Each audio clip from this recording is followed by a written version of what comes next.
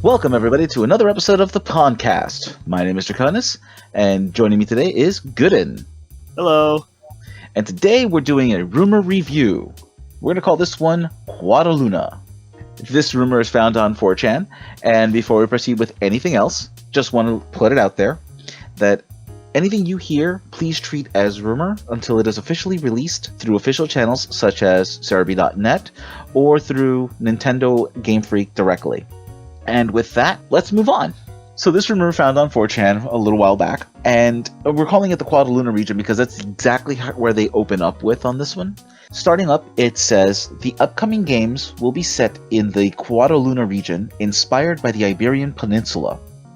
The number of Pokemon will be equal to that of the 5th generation, 35 new regional forms. So, starting with this, that's kind of big. That's a big region. That's a big number. That number frightens me. Yeah, it does. Especially since we've seen like a sneak peek trailer already of Scarlet and Violet. You know, of like what they're going to entail, or what they're going to show. I should say. This rumor is telling us the amount of new guys will be on the same amount as Gen 5, which was literally about like close to like a 150, right? Around 156. 156 even. There you go. Yep. So like that's a lot of Pokemon, man. I mean, I would be down for that much more new Pokemon, but I don't know if our council here can probably handle that much Pokemon.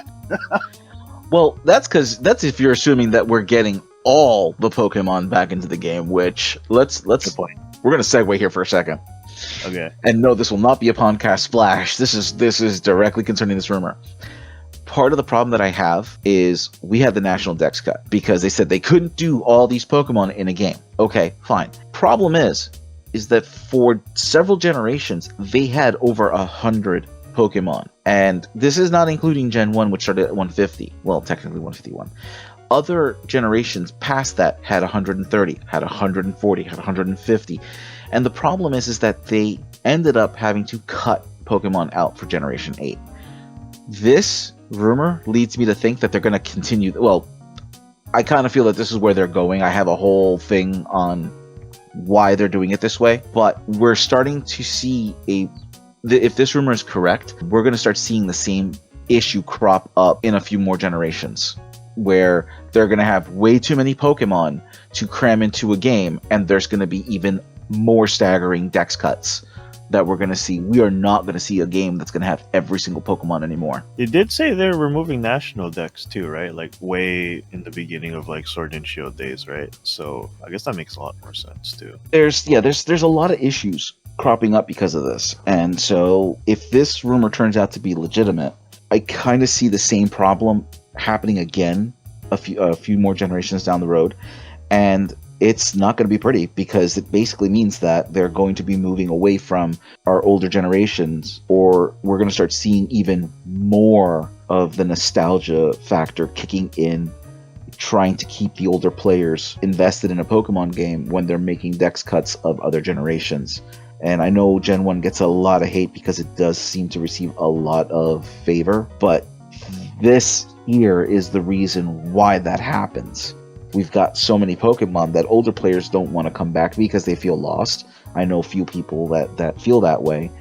And so they keep bringing in Gen 1 Pokemon to keep those older those older players with money to the franchise, because if they leave the franchise, that's money, that's expendable, people with expendable money that are no longer spending it there. A lot of sense. The 35 regional forms, though, if the 35 regional forms is included in the equal to the 1/5 to 5th generation numbers, the problem isn't as bad. But if you're talking about new Pokemon plus 35 regional forms, that right there, you're going to see a massive cut in dex. We're going to see maybe 600 at most, which didn't seem a lot because of Generation 8. But when you're talking yet another generation, adding another 100 Pokemon, we're at like somewhere between 11 to 1,200 Pokemon now. So now you're even less Pokemon are going to be in this game returning. I mean, that makes it like, in a way, harder for like the Pokemon Company to pick and choose, I'm assuming, from like which region. So which Pokemon do you think would fit in this new region kind of thing, right? I mean, I feel like speculation for that kind of stuff would go up for like the fan base, but then like I feel like it's also kind of bring them down a little bit. It's like, oh, my favorite did not make it into the next region kind of thing, right? Exactly. And then I guess you do have things with like in Sword and Shield where they did give us the DLC stuff for like, was it Isle of Armor and Crown Tundra, where they did add like returning Pokemon, and then like they made like another whole separate dex for that, right? I feel like they might implement some, or they probably will, I want to say, like implement something similar to that for Scarlet and Violet, but I mean, we'll see. Growing up, never would have thought we would have this much Pokemon ever. 18-year-old me was like, ooh, 151 customizable Pokemon. Characters from an RPG. Gimme. Generation 2 dropped, added 100 more Pokemon, which I think 100 Pokemon per generation would have been fine. I think 100 was a great number, and that gave me more memorable Pokemon. Generation 3 came over, and I think we had 136 to that one. A bit more than I cared for personally. Still a great game. Then we got to 156 for Gen 5, and I do love Gen 5, but I cannot for the life of me remember which Pokemon came out in Gen 5 because there were that many. And the other problem is that a good chunk of them were legendary Pokemon, if I'm not mistaken. I know there was one generation that added something around 12 to 17 legendary Pokemon in one game. I'm starting to think that's Gen 5. It was either Gen 4 or Gen 5, because you had the Wandering Trio, you had the Lake Trio, you had Alola added a ton of legendary mons, technically sub-legendaries, because you had Type Null and Silvally, who evolved into Silvally. You had the 4 Tapus, so let's say realistically that's 5. Then you had the Ultra Beasts. So right there, 15, 2 of them evolve. And then you had the Regis, Latios and Latias, the 3 Elves. You had Heatran, Regigigas, Cresselia, the Swords, the Genies, all within 2 games. That isn't including Box legendaries either. yeah. So, I'm sorry, then there's Necrozma and Cosmog, which evolved into Solgaleo or Lunana, depending on where you were at. Before that, you had Giratina, Palkia, Dialga, Reshiram, Zekrom, Kyurem. Those 3 legendaries, fine. Pseudo-legendaries, fine. I don't have a problem with that. When you start throwing in, though, so many other sub-legendary Pokemon, you start muddling the water, and now we're up to like, what, something of around 60 legendary Pokemon? And that's not even including the mythics. That's a lot. That's literally half the first gen decks. I mean, let's see. You've got Fion, Manaphy, Darkrai, Shaman, Arceus, Victini, Keldeo, Meloetta, Genesect. That's crazy. Those are some crazy numbers. They added so many to the point where we're well over 70 Pokemon. Them doing this is just kind of ridiculous at this point. Like, I'd like to actually see just a more toned down version of the legendary stuff. I think them adding so many takes away more of the main game. Imagine a game with just 3 legendaries and maybe like 1 myth. It's like the box legendaries, maybe one that, like, you know, kind of like the lead legendary or something, or like the evil legendary, I don't know, and then the mythical. I mean, we're at a point where you can actually build a game with nothing but legendary Pokemon. Let that sink in for a second. That's going to be the new Pokemon Legends game, just Pokemon Legends. It's just Pokemon Legends. All the legendary Pokemon in one game. But we got way off topic on that one. But all in all, I think, 100, like, equaling like the 5th generation amount of Pokemon is definitely quite a big number to throw at us for this rumor. And I do agree that if the 35 new regional forms are a part of that, then it does lessen the burden a little bit. But if it's not, then wow, that's like you're telling us we're getting like 100, technically like around 180 more Pokemon. And that's a lot. I mean, I'm down. I'm always down for brand new Pokemon, but I'm starting to forget some names. I'm starting to forget some names of Pokemon already. Start sifting through Pokemon through my Pokemon home. Who are you? I mean, I'm Get getting it by home. I'm getting old, man. Alzheimer's just gonna kick in at any time. Be like, I don't know who you are. Where did you come from? I'm pointing at a Pikachu.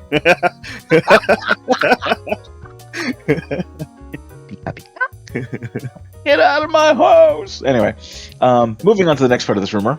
The box legendaries are an electric fighting type bull, the mascot of Scarlet, and a dragon electric type dragon, the mascot of Violet. The third legendary is something you have never seen before, of pure dark type, and will have greater relevance in the story than the other two. The rival is also one of the villains of the game and will have control of the third legendary, as he will be corrupted by its nature.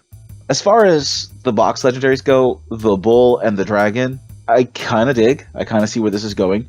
I'm trying to figure out why the electric theme, though, because they're both electric, but one is fighting, one is dragon.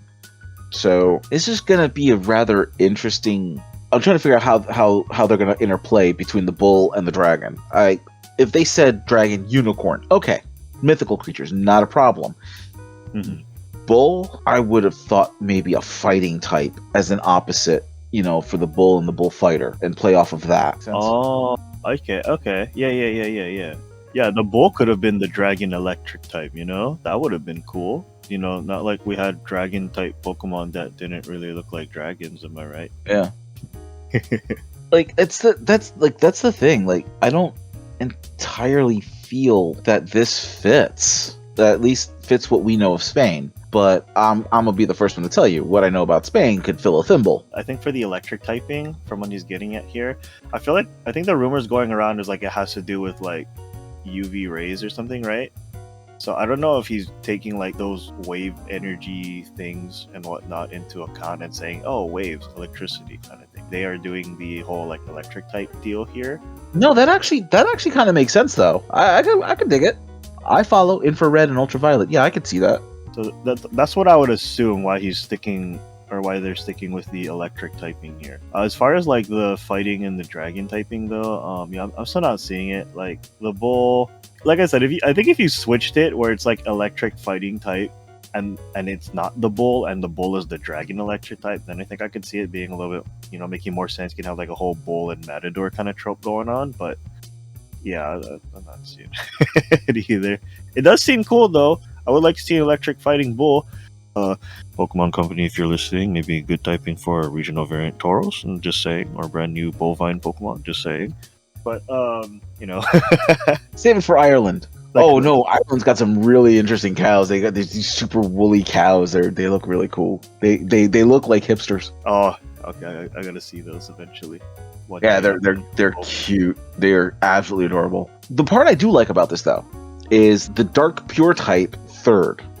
And according to the story, that Pokemon apparently corrupts the person who owns it, who controls it. So this would put an interesting spin on what we know as far as Pokemon lore has been in the games. Usually it is the trainer that corrupts the Pokemon, like Shadow Pokemon and the like. Okay. However, this will be the first time, I think, where a Pokemon's power will corrupt a trainer. I think so. Yeah, I think it is. I'm thinking back on like the Ultra Beast thing with Lucamine, and she was being controlled by the jellyfish. But I don't think that's corrupting. It's literally, I think it's just possessing. Technically. I don't believe that the Pokemon were corrupting her. She just became corrupt with power. I do agree though, like having the this third legendary be like the antagonist of the entire game, more or less. Pretty cool. I think that's a really good idea. That would definitely put for like an interesting story. Yeah, I'm down for it too. Like it just seems so cool. Like I want to catch this legendary Pokemon now. It's like, hey, you have fun corrupting my rival? Well, now you're gonna be my Pokemon now. No corrupting here though, because you're listening to me. I can see them taking aspects of Legends Arceus for this, where you have to craft a very special ball to prevent it from being able to corrupt you. So it's like one of those ideas, and I kind of like that aspect. If if this happens, because there are a lot of Pokemon that are considered quote unquote evil, but when you catch them and start to train them, they're not evil. Even as you've got Darkrai, who isn't. A lot of people call Giratina the Pokemon Devil, but once you've catched it, nothing bad happens to you. There's no ramifications for catching a Giratina. So Yeah. Eternatus was another one that was considered evil because of what it does. But Yveltal is also another one that's considered in that vein because people use the power of those Pokemon in a way that it was not meant to be. So having a Pokemon that directly attempts to do this makes it interesting, but at the same time, they've always shown that once you've catched a Pokemon, that Pokemon is friendly, or will behave in the way that it matters better to you. It will do as you tell it to do. So how is it that a person can be corrupted by a Pokemon that they are training? I'd like to see what story they were thinking about when with this rumor. Like I'd want to see how that actually developed. What happened? What was the catalyst that turned this Pokemon against the trainer and corrupted the trainer? Yeah. Oh man, that'd be so cool. And if this thing turns out to be true, I'm just gonna put like my 2 cents down. Mm-hmm. Let's say this game is based off of like the whole UV ray thing. Pure dark Pokemon. Legendary typings have this power of light. Maybe they purify this pure dark Pokemon, and that's how he becomes uncorrupted, and maybe he has like a true form when he's not corrupted anymore. Like that'd be kind of cool. And he becomes a fairy type. I don't know. He's not a pure dark type anymore. He's a pure fairy type now. Smack it with Q Charm and watch it become a fairy type. Oh. All right, for the next part of this rumor, Sprigatito will become a grass steel type saber-toothed cat. The final evolution of Fuecoco will be based on a fire ghost type Spinosaur, and Quaxly will become a water fighting Matador. Interesting. I could see Fuecoco becoming a Spinosaur. It's crocodiles, alligators are basically the only living direct reptilian connection to dinosaurs that we have. But for all we know, Fuecoco can just evolve into a giant chicken, which is also connected to the dinosaurs by genetics. I'm down for a Spinosaur, though. I love those things, man. Those things look cool. It's actually one of the few types of Pokemon that I don't think we actually have. Yeah, I don't think so. Yeah. I mean, some people would say Amora being the sailfin Pokemon, but it's more Brontosaurus than it is Spinosaurus. Yeah, don't you see its long neck? Who said that? Which one of y'all said that? It's got a long neck, man. Come on. I don't even think it's carnivorous. Come on, man. The Quaxly Matador, though, that kind of falls in place with a lot of theories that people have been coming up with. Yeah, I mean, I think it'll be a sailor, but a Matador would work as well. Matador would definitely work too, yeah. Especially if it does become this water fighting type, it makes sense. Makes a lot of sense.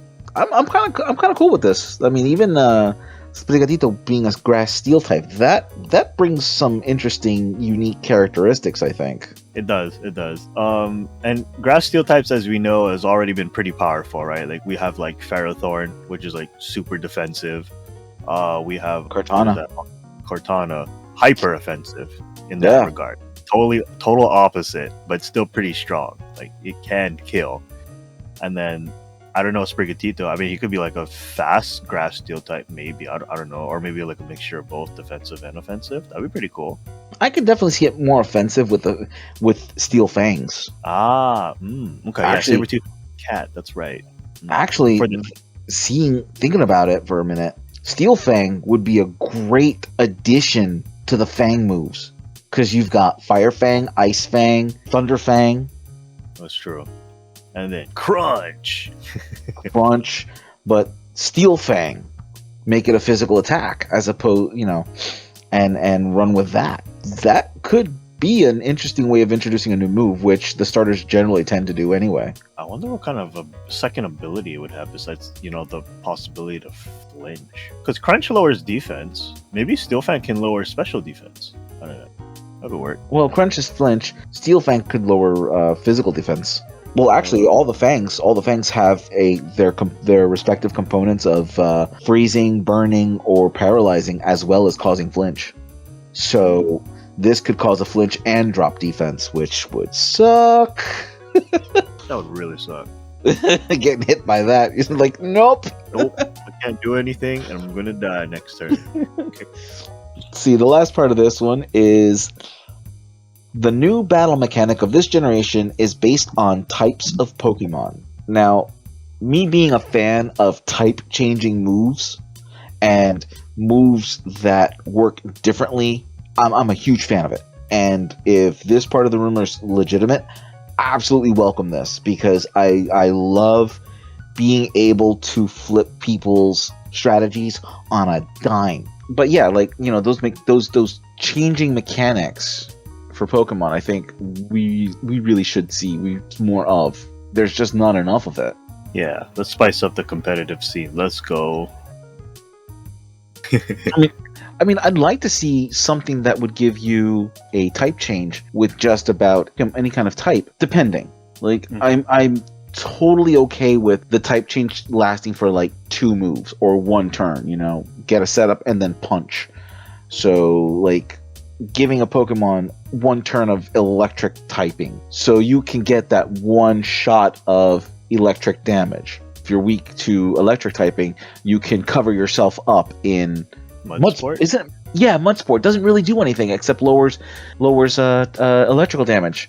Yeah, But what if it gave you a 1 turn protection? You know, same thing with Water Sport. It counters Mudsport because you're no longer covered in mud. You're now washed, and now you take double damage from electricity for it. Oh, that'd be cool too, though, having moves that would like increase damage from a certain typing instead too. That would also be another nice battle mechanic. So like giving Water Sport, for example, like you're giving it on, let's say, a fire type Pokemon, and then it doesn't necessarily change their type, but like electric type damage, which would normally do only neutral damage to it, is now super effective damage to it. I don't know. Yeah. Yeah. Tarshot actually does the same thing. Does something like that. Tarshot, when you hit somebody with it, it now makes them susceptible to fire attacks. Okay. And that brings our episode today to a close. Hopefully everyone enjoyed the time spent. Thank you for joining us. Please let us know down below, what do you think about this rumor? What do you think about some of the mechanics, or even some of the starters, or the number of Pokemon that they've mentioned?